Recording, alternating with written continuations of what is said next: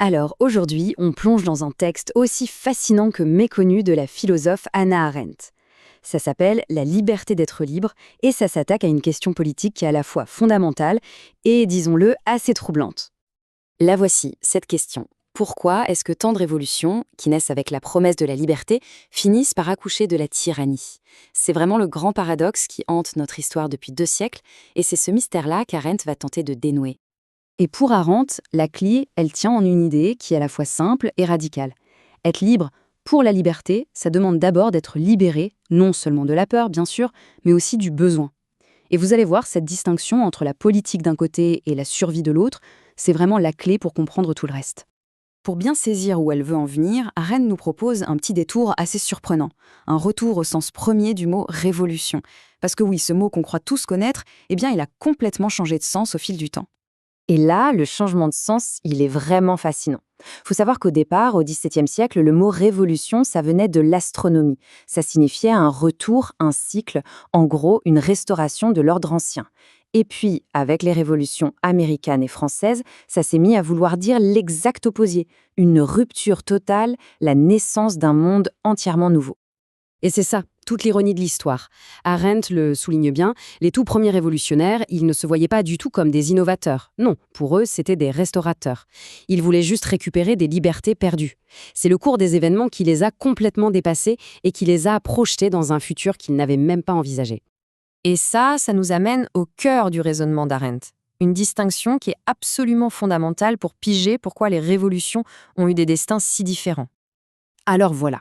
Pour Arendt, il y a une différence énorme entre la libération et la liberté.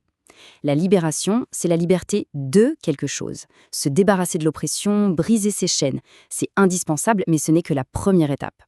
La vraie liberté, la liberté pour faire quelque chose, c'est ce qui vient après. C'est la capacité de participer, de débattre, de construire quelque chose ensemble. Et pour elle, confondre les deux, c'est la recette parfaite pour la catastrophe.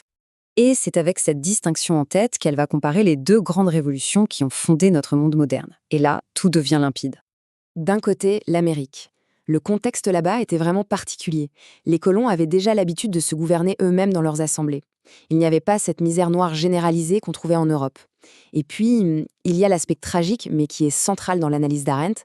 L'esclavage a complètement masqué le problème de la pauvreté. Ça a permis aux pères fondateurs de se concentrer sur une seule question, purement politique: comment on construit la liberté. En France, par contre, c'est le jour et la nuit. Aucune expérience d'autogouvernement, des inégalités abyssales et surtout une population immense qui vivait dans la misère la plus totale. Du coup, quand la révolution éclate, les leaders se retrouvent face à un océan de souffrance et de besoins urgents. Et c'est précisément là que tout bascule pour la Révolution française. C'est le moment où l'urgence de la misère va complètement balayer le projet politique initial. Cette phrase de Robespierre, elle est terrible. Elle dit tout. La République, la monarchie, tout ça, c'est devenu secondaire. Le seul vrai problème, c'était la faim, la pauvreté.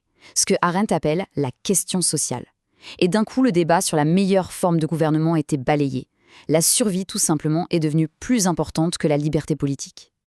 L'objectif a donc complètement changé de cap. On est passé de comment construire la liberté à comment se libérer du besoin. Le but n'était plus de créer une république de citoyens qui participent, mais de libérer un peuple qui a faim. La révolution a changé de nature, en fait. Elle est passée de la politique à la survie. Pour Arendt, cette irruption de la nécessité purement biologique dans le champ politique a libéré ce que les révolutionnaires eux-mêmes ont appelé un torrent. Une force de la nature, violente, incontrôlable, qui a tout emporté sur son passage, y compris les révolutionnaires eux-mêmes, et ça a mené, bien sûr, à la terreur. La politique, qui est faite de débats, de persuasions, a été complètement noyée par la violence de la lutte pour la survie. Et on en arrive au paradoxe final, qui est à fait fou. La Révolution américaine, au fond, a réussi à fonder une liberté durable.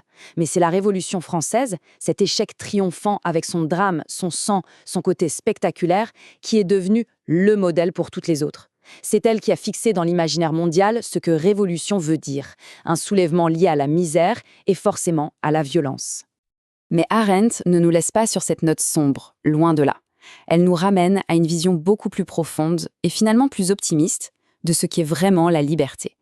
Cette phrase « Novus ordo seclorum », un nouvel ordre des siècles, elle capture l'essence même de l'expérience révolutionnaire. Ce sentiment un peu fou, vertigineux, d'être là, au moment précis où l'histoire bascule, de participer en direct à la naissance d'un nouveau monde. Et on touche là au cœur de la pensée d'Arendt. Pour elle, la liberté, la vraie, ce n'est pas un état, c'est une action. L'action de commencer quelque chose de nouveau. Elle utilise un mot pour ça, la natalité. L'idée simple et belle, chaque naissance amène un nouvel être au monde, et bien chaque être humain porte en lui cette capacité miraculeuse de pouvoir commencer quelque chose d'inattendu.